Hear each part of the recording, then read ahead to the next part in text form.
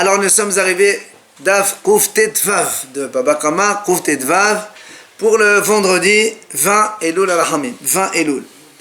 Donc il nous restait hier donc la Gemara dans Kouf Yudalet Amud Bet, c'était donc les 9 dernières lignes.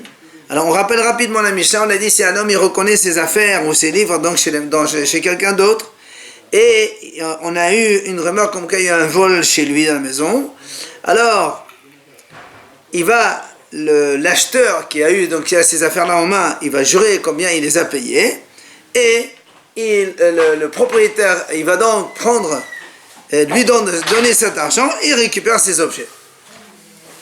Voilà dit, et alors s'il y a une rumeur comme quoi il y a eu un vol chez lui, et alors on craint peut-être que c'est lui-même qui a vendu ses affaires, c'est le monsieur le propriétaire qui a vendu des affaires, et après soi-disant il a fait sortir un bruit comme quoi on lui a volé. Dans ces cas-là c'est sûr qu'on ne peut pas lui rendre. C'est pour ça que Rav Damar répond il dit en fait c'est un homme donc qui a reçu des invités, et ensuite dans la nuit il est dans la nuit, il a commencé à crier comme quoi ils sont partis, ils lui ont volé ses objets, donc c'est réel. Alors là moi a dit a fortiori dans ces cas-là il a trouvé une excuse, c'est-à-dire quand il a vu lui ses affaires chez quelqu'un, il a dit tiens je vais faire ce soir un truc et je vais dire qu'on m'a volé, comme ça le lendemain je vais récupérer. Rav Kahana Mesayem Ba Meshemé de Rav, vient Rav Kahana, lui, il termine au nom de Rav, il dit Kiron Sheata Marteret Hatora Betor Beto. Il y avait déjà Marteret, c'est-à-dire il y avait un trou qui a été creusé chez lui à la maison. Vne Adam Shelanu Betor Beto, qui ont dormi chez lui. Yatzou, ils sont sortis par ce trou-là. Ils avaient donc des caisses sur leurs épaules. Donc il y avait là que tout le monde disait qu'en fait ce monsieur il a été volé. C'est pour ça qu'on est sûr que c'était donc vraiment du vol, et c'est pour ça qu'il a le droit de récupérer ses affaires en payant le prix que l'acheteur va dire. Il va jurer aussi. Alors on m'a dit peut-être que tu as dit maintenant il y avait des ustensiles mais pas des livres. Dans la Mishnah on a dit des livres aussi. Amar Rabbi Yahya Baraba Amar Rabbi Hanan. Il y a Rabbi Yahya Baraba il dit qu'on dérange les misfarim. Il dit voilà parce qu'ils ont dit il a aussi volé des livres, parce que des fois qu'ils volent que des objets. Pardon. Et lui il dit il y a aussi des livres. Alors comment est-ce pas vrai? Alors il dit non parce qu'on a dit que ils ont aussi volé des livres. Alors on m'a dit peut-être qu'eux ils ont pris des petits livres, lui il prend des gros livres, qu'il y avait d'autres livres aussi que l'acheteur il a acheté, il dit que c'est à lui, en fait c'est pas à lui. Amar Rabbi Yosef al-Hanina de Qam les Sefer Ploni ou Floni. Rabbi Yosef dit non, en fait les gens ils disent que ce monsieur il a été volé tel livre, donc il reconnaît, on identifie les livres qui ont été volés. C'est quoi la différence entre Kéli et Asparim? Rien, c'est parce que lui il vient, il dit voilà, celui-là c'est à moi. Alors on dit mais attends, peut-être que c'est vrai ce qu'il a acheté le monsieur les Kélim, oui, mais les Sfarim non. Alors il faut que non, les Kélim c'est des objets, les Sfarim c'est des livres. Ça veut dire que vaut moins cher les livres, c'est ça? Non, ça veut dire que toi tu veux les prendre, alors peut-être qu'ils sont pas à toi réellement. Peut-être qu'on t'a volé des objets, tu peux les récupérer en payant le prix, mais les livres tu peux pas les récupérer parce qu'ils sont à lui. Il continue, il dit peut-être que ce qu'on lui a volé c'est des anciens et maintenant lui c'est des livres nouveaux et il dit que c'est à lui alors qu'en fait c'est pas vrai.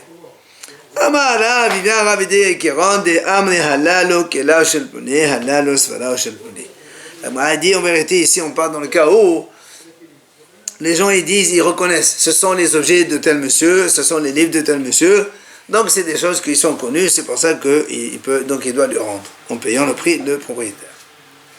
Surtout cela, la Gemara pose une question. Comment tu dis que Rav, il a dit cela?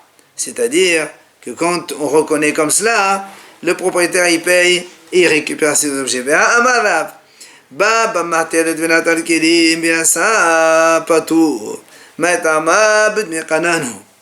Rav, il a dit comme ça. Si un homme, un voleur, il va en cachette, il vole des objets et il sort, patour. Ça veut dire quoi, patour? Ça veut dire que le voleur, comme il est venu en cachette, il n'est pas obligé, il est patour de les rendre. Pourquoi de les rendre? Pourquoi? Parce qu'il dit, comme on dit comme ça, on dit que le propriétaire, s'il aperçoit qu'il y a un voleur chez lui, il a le droit de le tuer. Parce que l'autre, il est venu dans l'intention de le tuer. Donc ce monsieur-là, comme il a mis sa vie en danger, c'est comme si qu'il a acquis ses livres bidamir avec son sang. Donc, il y a, étant donné que s'il avait les kilim qui sont chez lui, il n'est pas tôt, alors là aussi, pourquoi tu dis donc le voleur qui les a vendus, pourquoi ici Rav il a dit comme ça, le propriétaire il doit payer l'argent, oui, il doit payer l'argent au monsieur acheteur qui les a achetés chez le voleur et il récupère ses objets. Normalement, puisque le voleur lui-même il est donc dispensé de les rendre, alors l'acheteur qui achète chez lui aussi il est dispensé de les rendre. Alors là, moi a dit, c'est vrai. On m'a dit ça, c'est vrai. Quand c'est un voleur qui est venu effectivement pour donc faire commettre un vol, et là, c'est vrai, il met sa vie en danger parce qu'il risque d'être tué par le propriétaire. Mais dans notre cas, nous on parle qui va de la masse là. Ici, on parle que le monsieur, il a reçu des invités donc chez lui à manger, et puis dans la nuit, il se sent sauvé avec des objets. Donc il n'y a pas eu ce cas où le monsieur, il a mis en danger sa vie pour cela. Donc c'est pour cette raison que Rav, il a dit, dans ce cas-là, hein, il doit donc rembourser et prendre donc ses objets. Amar Rava, il dit Rava. L'Oshano, quand est-ce qu'on a dit que les gens ils doivent dire c'est les livres de tel ou tel, donc il faut rembourser,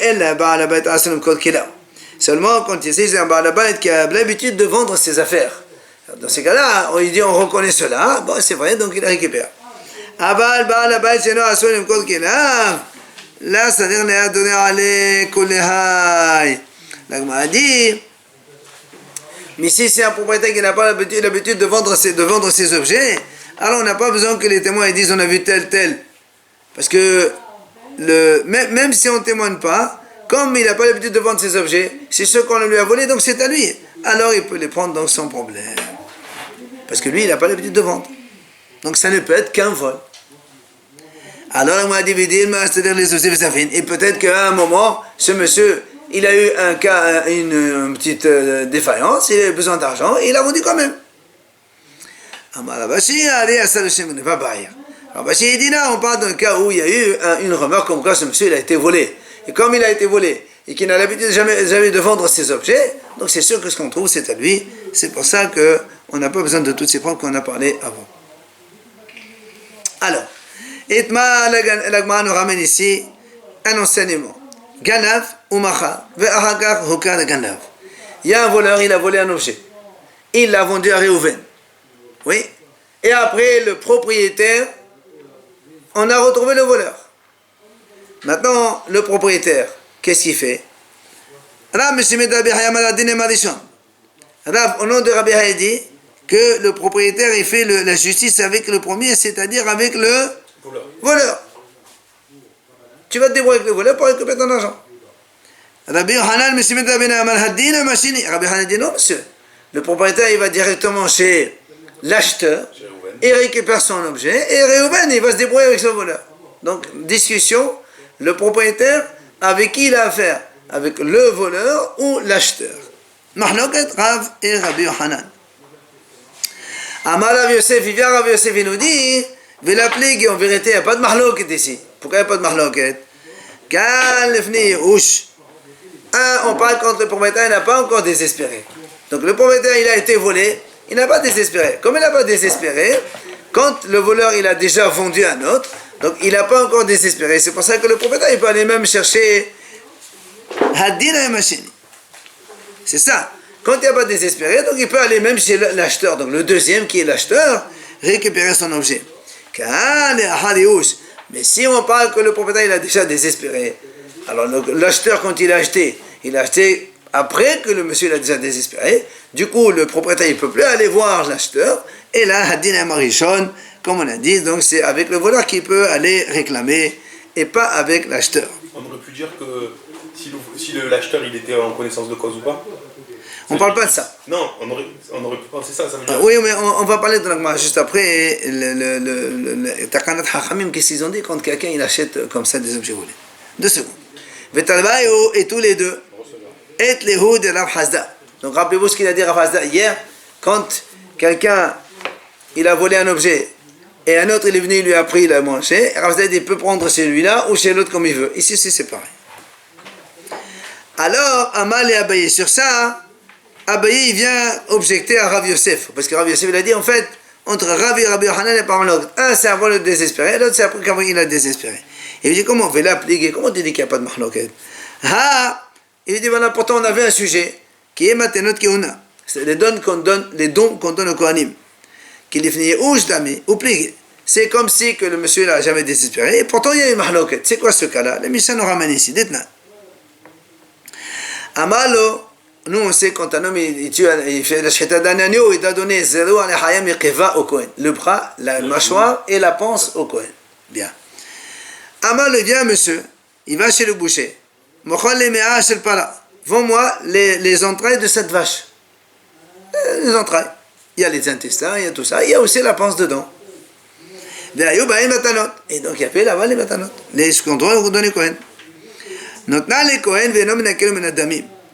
Alors dans ces cas-là, il lui a vendu toutes les entrailles pour X prix, donc une telle valeur. Maintenant c'est à l'acheteur, il doit donner au Kohen ce qu'il y a dedans, la keva, la panse, et il ne va pas lui dire déduis-moi du prix. Parce que quand tu as acheté, tu savais très bien que quand on achète ça, il y a la keva dedans et tu dois la donner. Mais, la Gemara dit, si maintenant, moi j'achète, mais avec le poids. Donne-moi 3 kilos, donne-moi 4 kilos, comme ça, d'accord? Alors là, c'est vrai que s'il y a la panse dedans, il doit la donner au Kohen, il n'a pas le choix, mais il récupère l'argent. Au lieu de payer par exemple 3 kilos de viande, il va payer que 2,5 kg. Il enlève le poids de la panse, parce que c'est pas à lui de le faire, c'est au propriétaire. Mais c'est toujours à l'acheteur de le faire ça. Non, justement. Le boucher, c'est son travail. Ça dépend. Si tu me fais payer 3 kilos de viande dans la confette, tu me donnes 3 kilos moins 1,500 parce que je dois donner au Kohen. Donc j'ai pas pris 3 kilos de viande, j'ai pris que 2,5 kg. Sur ce, voilà ce qui nous intéresse à nous. David dit, Lo shanu, quand est-ce qu'on a dit ça? Ella sheshakal le'atzmo. C'est quand l'acheteur lui-même, il a pesé la viande lui-même. Mais, ça veut dire que quand il a pesé la viande lui-même avec ce qu'il y avait dedans, c'est ça? Donc, dans ce cas-là, le Kohen, quand on a dit nous, le premier cas, donc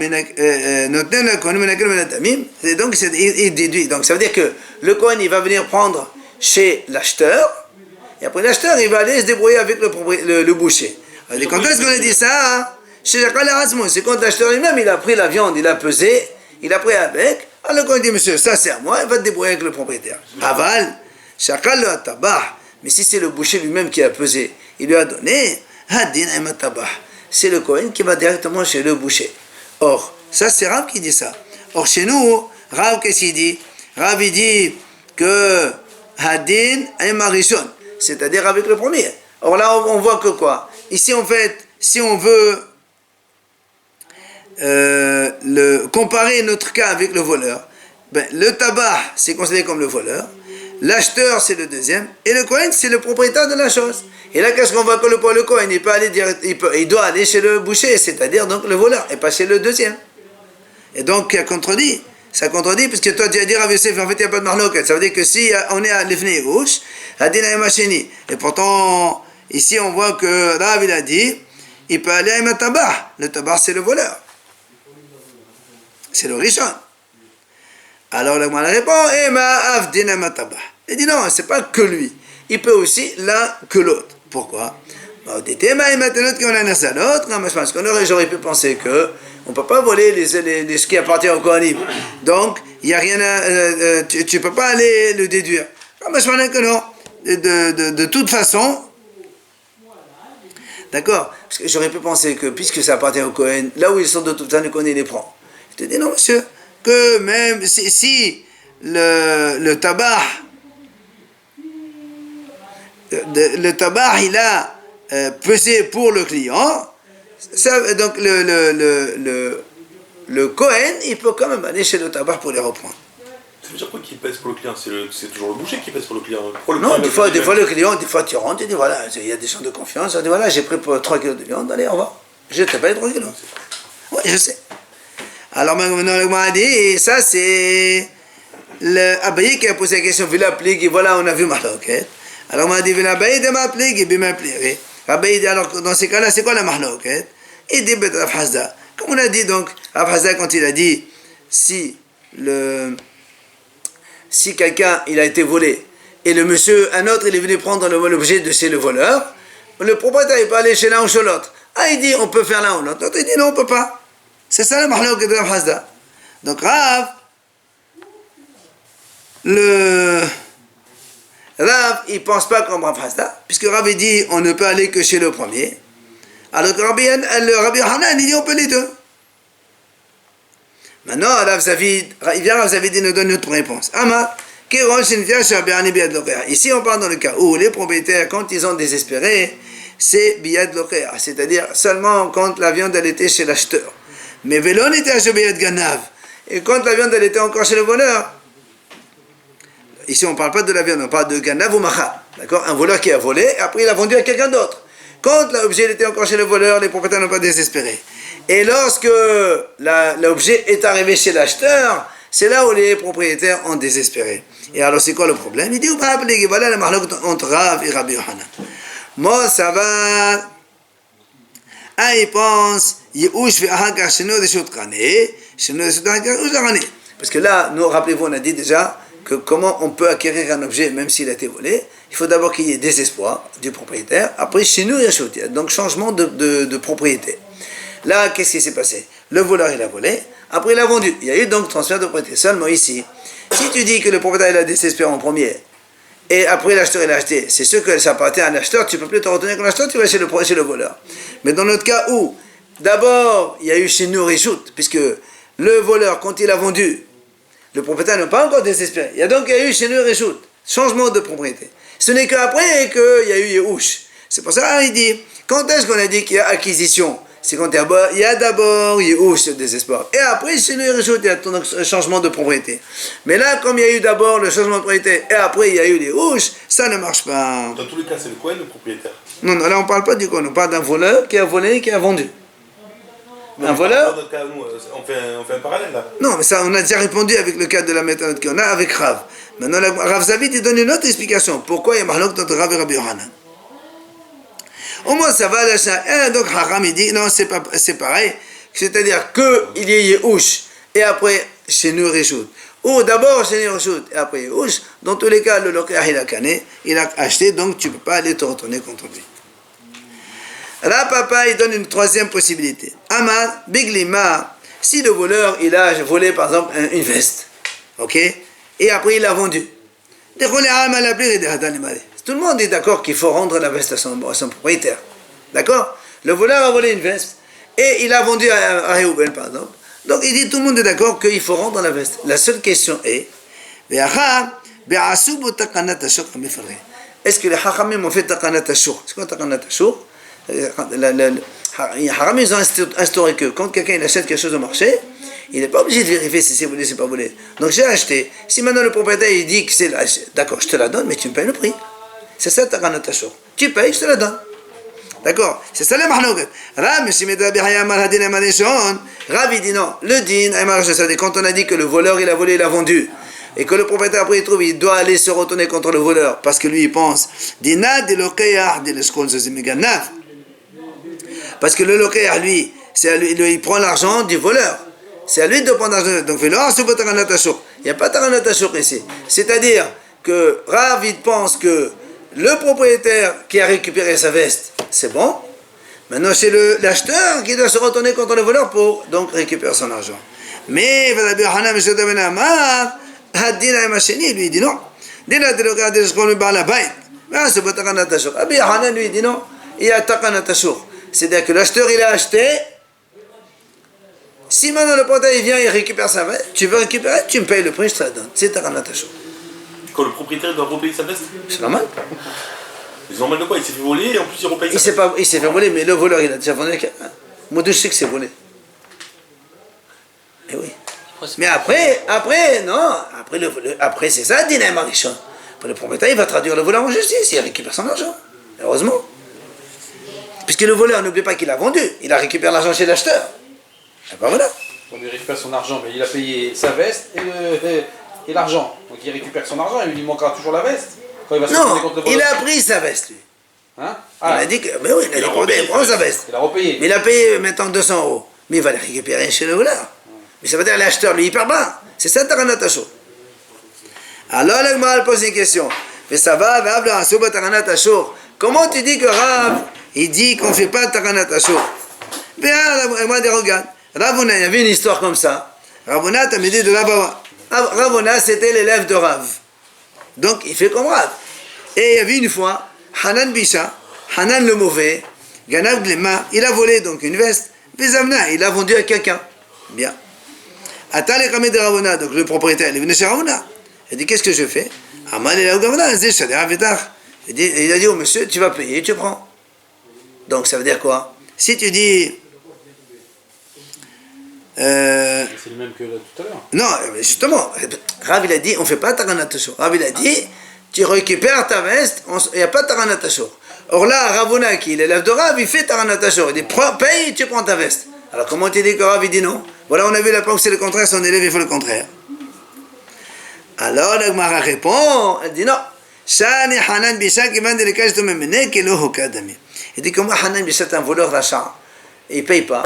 Donc c'est comme si qu'en fait on n'a pas retourné le voleur, parce que tu retournes le voleur mais qui ne va pas payer. C'est comme si tu n'as pas retourné le voleur. Donc c'est pour ça qu'on n'est pas dans le même cas ici. Il est insolvable. Voilà. Enfin, c'est pas insolvable, non. Il est mauvais. Voilà, c'est un homme. Mauvais, Non, mais ça veut dire qu'il y a des voleurs, tu les attrapes, tu payes. non, mais Et voilà, lui, il était à l'âme, il était. pas. Non, il est effronté, il était. Amar là-bas, d'ailleurs, Rabat, il dit comme ça, Im Ganav Meforsam Hu. Si le Ganav, il est voleur, il est célèbre. D'accord? Et donc, un homme, il a acheté chez lui. Là, on ne fait pas Taranat Ashur. Là aussi, on ne fait pas Taranat Ashur. C'est-à-dire que toi, tu sais que ça, c'est un voleur. N'achète pas chez lui. Tu achètes, si le propriétaire vient, il te prend, tu ne payes pas. Il n'y a pas Taranat Ashur avec un voleur connu. Ah, celui qui achète chez lui, donc c'est sûr qu'il est. Le propriétaire, il reprend ses habits sans payer, c'est ça, il n'y a pas Taranat Ashur. Taranat Ashur, c'est tu payes même si tu montes ta veste. Mais là, on ne fait pas Taranat Ashur parce qu'il est connu. C'est pourquoi tu achètes. Chez lui, donc Taranat Ashur, elle est faite pour quelqu'un qui achète sans savoir que c'est volé. Il ne peut pas savoir. Dans le marché, il y a plein de choses qui vendent. Mais quand tu sais que c'est un monsieur qui te vend, c'est un vrai voleur, alors tu n'achètes pas.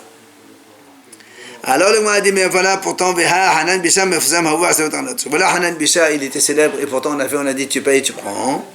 Il dit non. Il dit c'est vrai, Hanan Bisha, il était célèbre pour être mauvais, mais pas pour être voleur. Donc c'est pour ça que ça change. Itma l'Agmara dit, Ganab, imagine quelqu'un il a volé de l'argent, ou Farah Behovo, il a payé avec une dette. Il avait une dette, il a payé avec. Ou bien Ganab, Farah Behovo. Ou bien il a volé, après il avait une dette chez l'épicier. Avant les gens ils prenaient, à la fin il vient payer. Crédit, tu payes. Il a payé avec. Ah, l'Agmara dit non, c'est pas Taranat Ashur. Ici, lorsque le propriétaire il vient, il n'y a pas Taranat Ashur. Il récupère son argent chez l'épicier, chez le endetté. Pourquoi? Mais il dit parce que quand l'acheteur, quand il achète, il peut dire, moi je ne savais pas que c'était un objet volé, donc on peut payer. Mais là, l'épicier, on lui dit, quand tu as donné, ou bien l'autre qui a prêté de l'argent à ce monsieur, au voleur, entre parenthèses, on va leur dire, mais c'est pas dans l'intention qu'il te rembourse avec de l'argent volé. Donc c'est pour ça que tu ne peux pas dire, moi je pensais. Il n'y a pas je pensais, c'est de l'argent volé, il récupère son argent. Maintenant, le m'a dit, il dit comme ça, imagine, le voleur, il a volé 200. Un objet qui coûte 200. Il a volé un objet qui coûte 200. Un objet. Maintenant, il a emprunté de l'argent. Pour emprunter, on lui a exigé un gage. Il a donné l'objet qui coûte 200. Lui, il a emprunté 100. Il a donné un mashkon qui coûte 200. Alors, il m'a dit, quand c'est comme ça, 200 contre 100, c'est-à-dire que c'est normal que lorsque après le propriétaire il vient, il prend sa caution chez l'autre, il paye. Parce que l'autre, quand Hachami ils disent, quand un homme il emprunte 100, il récupère un objet de 200, ça veut dire il compte sur cet objet. Il a Donc, payé combien? 100? bien sûr, 100. Il Tu a récupères l'objet. Pour récupérer l'objet, il paye ce que Ça, exactement. il a emprunté. Par contre, si maintenant l'objet il coûte 100 et l'autre il a emprunté 100, il lui donne la caution comme ça, là il y a mahloukat. À un moment, il dit, il n'y a pas de taranatashur, l'autre il récupère son objet, rien du tout. Mosot il dit non, il donne l'argent, il récupère. Maintenant, Zvina, si maintenant le voleur, il n'a pas donné au mashkon, il a vendu l'objet. D'accord? Alors, l'agma dit comme ça. On connaît ce cas-là. Attends. Maintenant, si maintenant quelqu'un il a volé par exemple une montre, elle coûte 100, il a vendu pour 100. Ok? Alors, l'agma dit, là, évidemment, l'acheteur, quand il dit, moi j'ai acheté pour ça, ben, tu veux pas récupérer ton truc, comme on a dit, là, le propriétaire, il paye, tu récupères. Par contre, mais Abimatan. Si maintenant le voleur, il a volé une montre qui coûte 100, il l'a vendue pour 200. D'accord? Alors là, c'est cet amal-là, c'est votre ranatashur. Alors je dis, pas ta ranatashur ici.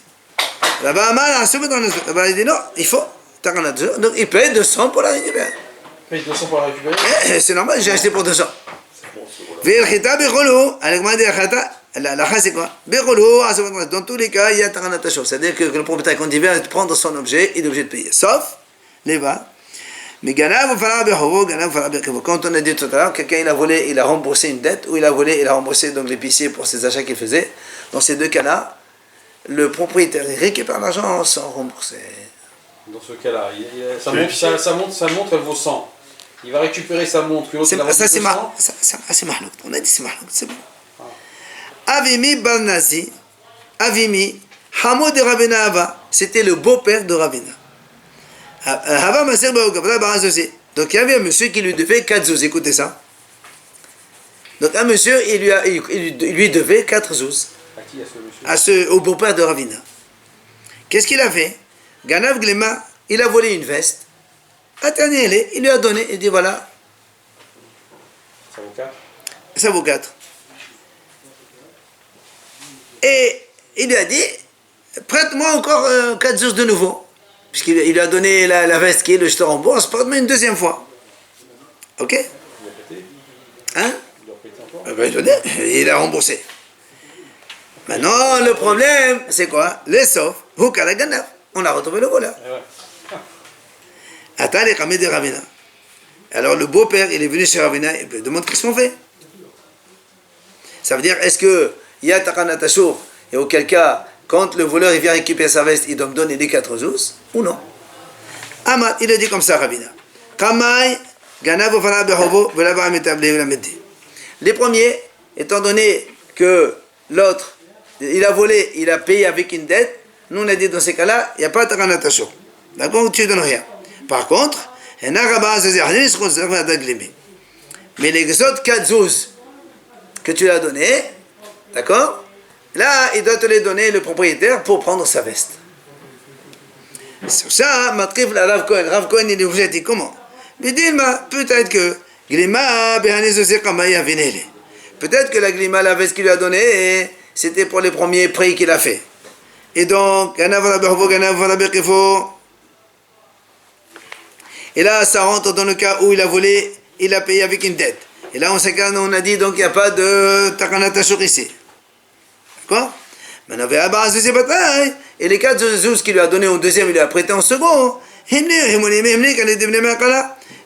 qu'il lui a fait confiance, comme il a fait la première fois. Et sous-entendu, dans ces cas-là, sans sous-entendu que dans les deux cas, le propriétaire il récupère sa veste sans rien payer. Et Gilgal Metam, donc cette histoire elle est arrivée,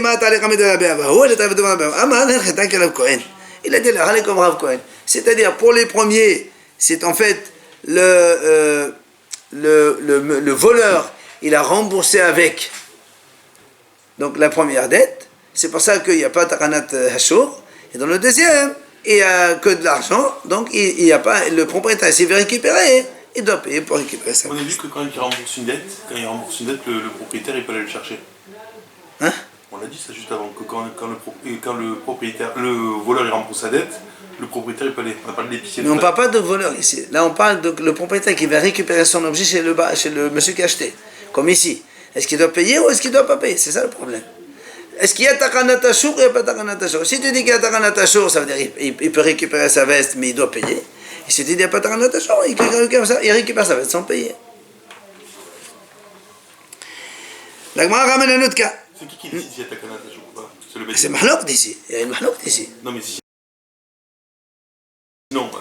Nous, on a dit, Arrêta, il y a Bechol ou Takanat Ashur. Ça veut dire, il y a toujours Takanat Ashur. Donc, tu veux récupérer ton objet, tu rembourses le acheteur qui a acheté. Sauf quand quelqu'un il paye une dette ou il paye un crédit.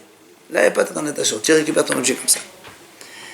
Donc, moi, elle dit, il y avait une autre histoire. Il y a un monsieur, un habitant de Neresh, il a volé un livre. Qu'est-ce qu'il a fait? Il a vendu à un monsieur de Papouna, Betamnan Zozé 92. Azal Papouna, le Papouna, lui, il a vendu à un autre Ben Mohazab et Merasen Zozé. À 120. Donc, il y a un voleur. Il a vendu à 81, monsieur. Et le deuxième, il a vendu à un troisième pour 120. Bien. Les autres, au Canada, à la fin, on a compris, le livre, il était volé. Et le propriétaire, il est là. Qu'est-ce qu'on fait? Amal Abaye dit comme ça. Le propriétaire du livre, il donne au troisième 80, pas 120. Lui, il a acheté à 120. Il ne donne que 80. Attends. Il prend son livre. Maintenant, et donc, troisième acheteur, il va chez le deuxième acheteur qui lui a vendu le livre à 120, il récupère 40. Hein? Il récupère 120? Mais non. Mais il a payé 120 l'autre. Mais non, il a récupéré 40. On a dit, le propriétaire, il lui donne 80 à lui. Ah, pardon. Il manque 40, il va le récupérer chez le deuxième. Alors, sur ce, Matrif là-bas, elle avait dit comment? Si déjà, quand on achète chez un voleur, que déjà c'est problématique, tu m'as dit Takanat Ashur, c'est d'être tu rembourses pour récupérer ton livre. Alors, le deuxième, le pauvre qui a acheté chez un acheteur, tu vas lui dire non, c'est lui qui perd dans l'affaire. Où tu as vu ça? Et là, là-bas, c'est pour ça que Rabbi corrige dit non, on ne fait pas comme ça. Qu'est-ce qu'on fait? Les îles m'a dit le propriétaire du livre, il va aller en fait, il va payer au troisième 120, il lui donne ses 120. Il récupère son livre, le propriétaire. Après, il prend son livre. Après, le propriétaire du livre, comme il a payé 120 pour son livre qui est le sien, il va donner 80 au voleur. Il va prendre 80 chez le voleur et il va prendre 40 du premier acheteur. C'est normal puisque le voleur il a pris 80 en vendant le livre. Et le premier acheteur il a pris 120 pour vendre le livre. Donc il y a eu 40 de plus. Donc c'est lui le voleur plus celui-là qui vont lui donner à lui l'argent qu'il récupère donc pour avoir remboursé son livre. Matitin, hein? Pour faire le deuxième, on aurait pu dire que... Justement, c'est pour ça qu'on avantage le deuxième. Au début, tu as voulu désavantager le deuxième. Au contraire, le deuxième, le pauvre, il a acheté, c'est un acheteur. Oui. Le premier qui a acheté, c'est un voleur. Et lui, plus ou moins, on peut le... D'accord? Soupçonner. Voilà, mais pas le deuxième. Matniti, nouvelle Mishnah. Zeba bahabito shilanu, zeba bechado shel vache, ça on a vu déjà. Imagine, il y a deux messieurs qui marchent. Un, il a une cruche avec du vin. L'autre, il a une cruche avec du miel. Le miel, ça coûte plus cher. La cruche de miel, elle s'est fondue. Donc le miel, il coule, il va se perdre. Alors attendez. Le monsieur l'autre, comme sans rien dire à personne, il a renversé son vin pour baisser l'état de bêche. Il a récupéré le miel dans sa cruche. Alors la Mishnah a dit Enlo la secharo. C'est-à-dire, on ne peut que lui payer un salaire. Comment? On lui paye un salaire de ce qu'il a fait. Gentil. Quel salaire? C'est-à-dire, on ne rembourse pas le vin. La Mishnah a dit, attends. Lui, il a le vin plus le miel. Lui, il a le vin. Il a jeté son vin pour récupérer le miel de l'autre. Plus son vin. Et non, son vin, il est jeté par terre, c'est fini. Il y a deux cruches. Qu'est-ce que tu ramasses? C'est dans le sable. Pourquoi tu mets du vin pour ramasser le miel? Je comprends pas. Ça coûte moins cher le vin. Le miel, ça coûte plus cher. Imagine, la cruche de vin, elle coûte 500. La cruche de miel, elle coûte 1000. L'autre, il a vu que la cruche de son ami, 1000, elle est tombée, elle se verse. Il a dit, pitié pour lui. Qu'est-ce qu'il a fait? Il a jeté son vin. Il a mis tout le miel dans sa cruche. Ah, il a changé. Évidemment. Ah, alors nous, on croit maintenant, l'autre, il va lui payer 500 € pour le miel. La Mishnah dit non, il lui donne juste son salaire. La cruche et l'effort que tu as fait. Non? Moi, je fais pas ça. Attends. Et maman, s'il lui dit, maintenant s'il le prévient, il dit, tu sais, tu veux que je jette mon vin et je récupère ton miel et tu me payes mon vin? L'autre il dit oui, alors là oui, il n'y a pas de souci. Bien, premier cas. Deuxième cas. Maintenant, ils marchaient tous les deux sur, donc il y avait chacun sur un âne, et le fleuve, il a emporté les deux ânes. Ok? Maintenant, chez lui, il a fait manège le matin. Son âne à lui, il coûte 100. L'âne du prochain, il coûte 200. Qu'est-ce qu'il avait lui? Il a laissé tomber le chien, il a sauvé l'âne de l'autre.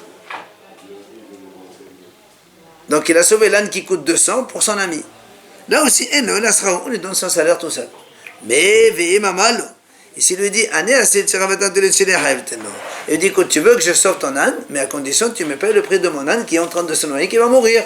Parce que moi je peux sauver le mien si je veux, et j'ai tombé le tien. Mais comme le tien il coûte plus cher, je te sauve le tien, mais tu me payes le mien. Il lui dit, il n'y a pas de problème. Alors là, il paye, évidemment. Et quelle est la différence entre les deux cas? C'est la même chose? Mais attends. La Mishnah nous dit. La Gemara pose une question. D'abord, Ve'amai. Lema lemé frère Kazachina. La Gemara pose une question. Nous on a dit quand il y a le vin et le miel, il récupère le miel dans sa cruche et donc on ne lui paye que son salaire. On va dire pourquoi. Le propriétaire du vin, il peut lui dire au propriétaire du miel, ton miel de toute façon il allait se perdre. D'accord? Si je te laisse comme ça, ton miel il va tomber par terre puisque ta cruche est en train de se casser. C'est comme si comme moi je récupère quelque chose du Hifker. Normalement c'est à moi. On m'a dit, mais la Tania, nous n'avons pas vu quelque part. Regardez ce qu'on a dit. Il y avait donc des cruches avec du vin et de l'huile. Des cruches avec du vin et des cruches de l'huile. Il a vu qu'elles vont se casser. Qu'est-ce qu'il fait? Il dit, il ne peut pas dire, regardez, lui il a par exemple 100 litres, ou comme ça, 1000 litres de vin chez lui à la maison. Et donc il doit donner maaser 100 litres. Il a une cruche de 100 litres, il est en train de la porter. Il voit qu'elle va se casser. Qu'est-ce qu'il fait? Il dit, voilà, le vin qui est ici, maaser sur le mon vin là-bas. Voilà, j'ai fait maaser. Elle dit, c'est cassé, tant pis, c'est pas de ma faute. La garde m'a dit, on ne dit pas comme ça. Veillez maman, le hamaklou. S'il dit, c'est sûr, ça va rien. Tu dois faire des maaser quand même. Donc ça veut dire quoi? Ça veut dire que quoi? Quand tu vois quelque chose qui est perdu, c'est pas à toi. Comme ici. Alors pourquoi dans le vin et le miel, l'autre se dit il prend que son salaire? Il peut lui dire mais c'est ton miel, il est par terre. Je l'ai récupéré, il est à moi. D'accord? Oui ou non? Comme si notre était Yéhouch en fait. Ce qui est nous? Un frère, ça devient un frère. D'accord? Alors, l'Agma répond. Donc on a compris la question. Comment ça se fait que l'autre il donne un salaire? Il peut prendre le miel pour lui, c'est terminé. L'Agma répond dit non. Il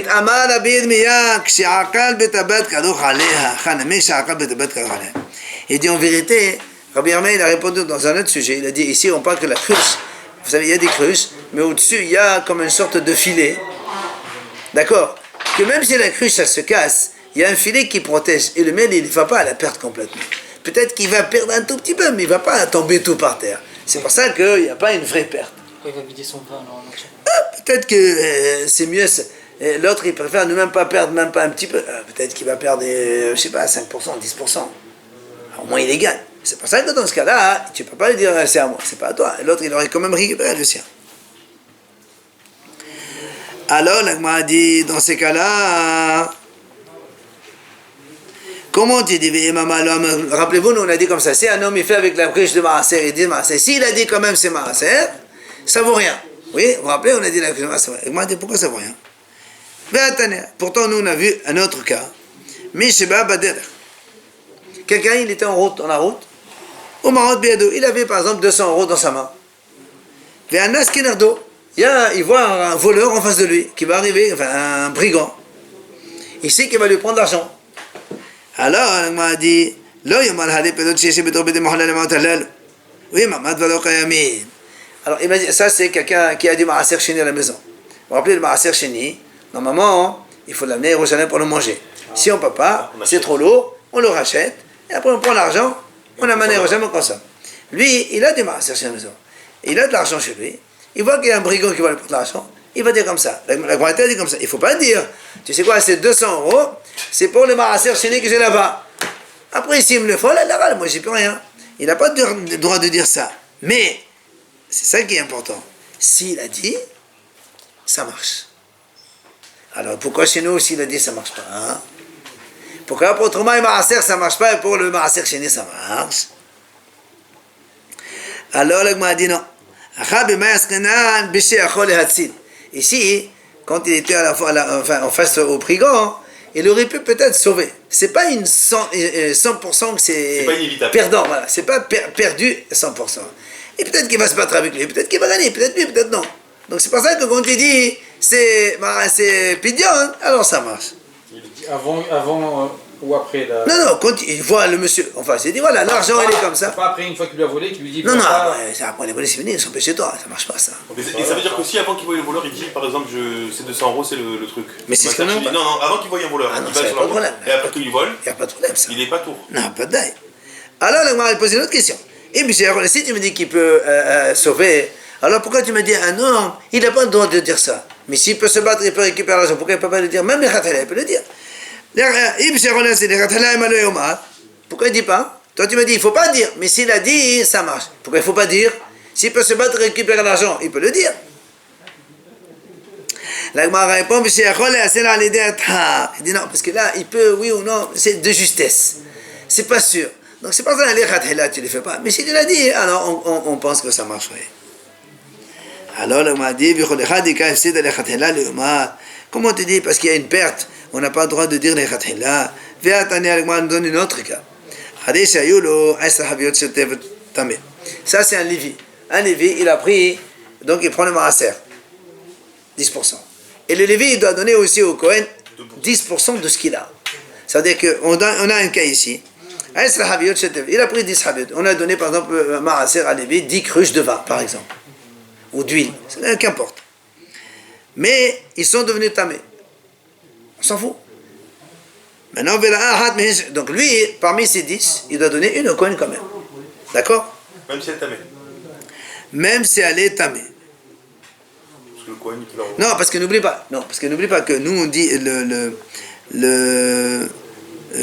la Gemara va dire que quand le vin, même si quand il est tamé, on n'a pas le droit de boire, mais on peut les alèves, c'est-à-dire on peut l'asperger, on peut faire un autre usage. Pas le manger. C'est valable pour le Kohen? Oui, parce que tamé, par exemple, le shem, l'huile tamée, le Kohen, il peut le brûler, faire des veilleuses de la lumière avec, c'est pas un problème. C'est juste assourd de manger. Alors c'est pour ça qu'il dit, maintenant il avait 10 haviot, 10 cruches de vin, tamé.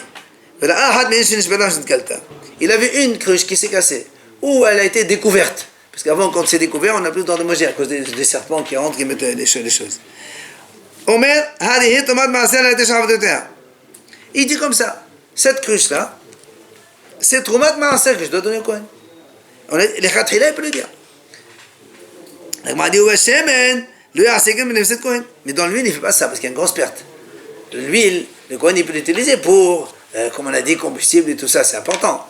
Mais le vin, c'est une petite perte. Donc, qu'est-ce qu'on voit ici? Les Khatila, lo yomar. Non, les Khatila, yomar, il peut dire ça. Toi, tu m'as dit, quand il y a une perte, les Khatila, il n'a pas le droit de dire. S'il a dit, ça marche. Pourtant, ici, on a dit, même les Khatila, il peut dire. Les Haviot, c'est du vin qui est tamé. Le Kohen ne peut rien faire avec, il peut juste être aspergé avec, c'est donc un petit bénéfice de rien du tout. Et pourtant, donc, il peut dire, voilà, cette cruche-là qui est cassée, je la donne au Kohen Troumat Maaser. Alors là aussi, il dit, là aussi, il dit, parce qu'il y avait en fait une sorte de filet entouré de la cruche qui le protège. Alors là, moi, dit, d'accord, tu m'as dit qu'une cruche qui s'est cassée, hazia, c'est-à-dire qu'on a dit on peut l'utiliser pour asperger tout ça. Et là, mais si elle est découverte, le vin il ne sert à rien. Le vin dans une cruche découverte, on a peur. Il y a le serpent qui a mis le poison dedans, on ne peut pas l'utiliser. Si tu me dis non, tu peux asperger avec, faire un petit truc comme ça, il m'a dit c'est pas possible. Pourquoi? Parce que la Breta dit si quelqu'un il a de l'eau qui a passé la nuit dehors, découvert, il n'a pas le droit même pas de les jeter dans la rue. Parce qu'on a peur que quelqu'un d'autre il les prend. Oh, il y a un poison. Mais lui, il n'a pas le droit de faire l'argile, malaxer avec l'argile. Il n'a pas le droit de faire avec, de mettre dans l'eau de la maison. Il n'a pas le droit de donner à boire à son animal. Ni les aliments de ce prochain. Donc tu vois bien que même le vin découvert, il ne sert vraiment strictement rien. C'est zéro. Alors, il dit c'est vrai. Mais quand même si c'est découvert, il dit, Rabbi Dahmia lui dit, quand on a un serpent qui est passé, donc on craint qu'il ait fait ça, on fait passer le liquide dans un filtre. On sait que le poison il est un peu épais, il reste au-dessus, et tout le liquide il passe. Donc là aussi on peut l'utiliser, on fait comme ça. On le voit pas quand même. Hein. Alors c'est pour ça que le Gemara a dit de Tanya, comme le Breta a dit, mais ça n'est quand on fait un filtre, c'est-à-dire si on laisse découvert, c'est assourd. Amar Ben Hamia vient de Ben Hamia dit, et maintenant, quand la celle d'en bas elle est découverte, mais si elle est couverte, ça veut dire que si tu mets deux récipients et tu fais infiltrer l'un dans l'autre, quand le haut il est découvert, de la mesure où la celle d'en bas elle est fermée avec le filtre il protège contre les serpents. Les fiches d'accord? D'accord, parce que le Gemara a dit, parce que le poisson justement il surnage sur le filtre, il ne descend pas en bas. Alors le Gemara a dit, non, là, le Gemara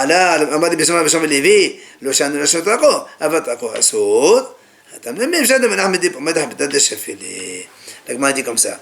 Le Gemara a dit, quand est-ce qu'on dit que le poison il reste à la surface? C'est quand par exemple tu as une cruche, le vin il coule, on ne bouge pas. Mais si tu prends la cruche, tu verses comme ça, ben ça va mélanger l'eau. Alors l'eau, le poison, il va se mélanger. Après, il n'y a plus de possibilité de filtre. Donc comment tu dis, on peut filtrer? Alors il lui répondit non, on peut faire couler doucement de telle sorte qu'il n'y a pas de mélange entre le liquide d'en bas et le liquide d'en haut. Et c'est comme ça qu'on répond. Ça marche.